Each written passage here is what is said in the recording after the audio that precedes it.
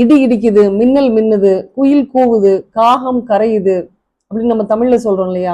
இப்போ ஒரு பொருள் வந்து அனிமேட் இல்ல இன்அனிமேட், உயிருள்ள இல்ல உயிர் இல்லாத பொருளாக இருந்தாலும் கூட அது வந்து என்ன மாதிரி சத்தம் கொடுக்குதோ அதை வச்சே வந்து வேர்ப் கிரியேட் பண்றது தான் வந்து ஒரு ஃபிகர் ஆஃப் ஸ்பீச் இங்கிலீஷ்ல. அதுக்கு பேர் என்ன அப்படின்னு சொன்னா ஆனோமெட்டோபியா. இதுக்கு எக்ஸாம்பிள் சொல்லணும் அப்படின்னா the bees buzz, the cat purrs, the windows screech, the hinges squeaks. So என்ன சத்தம் வருதோ அந்த சத்தத்தையே வந்து வேர்பா நம்ம கிரியேட் பண்றது தான் வந்து ஆனோமெட்டோபியா. இன்னைக்கு இன்னொரு ஃபிகர் ஆஃப் ஸ்பீச் கூட நம்ம பார்க்கலாம், ஆலிட்ரேஷன் அப்படின்றது. இது ரொம்ப காமன். இப்போ 6th to 8th புக்ஸ்ல இது கொடுத்துருக்காங்க.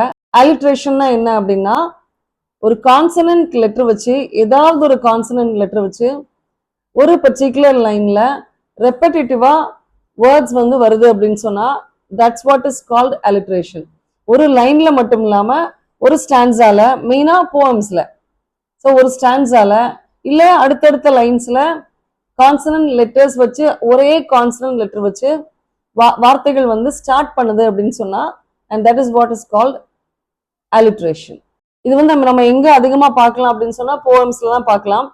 ஆனா அன்னைக்கு போய்ட்ரிக் லைன் சொல்லாம உங்களுக்கு ஒரு டங் ட்விஸ்டர் சொல்றேன். She cells seashells by the seashore. So இந்த இடத்துல எஸ் வச்சு ஸ்டார்ட் பண்ணக்கூடிய வேர்ட்ஸ் தான் வந்து அதிகம். She, sea, shells, sells. So இது எல்லாமே வந்து எஸ்ல ஸ்டார்ட் பண்ணுது. ஸோ இதே மாதிரி not only in tongue twisters but there are alliterated words in poems also.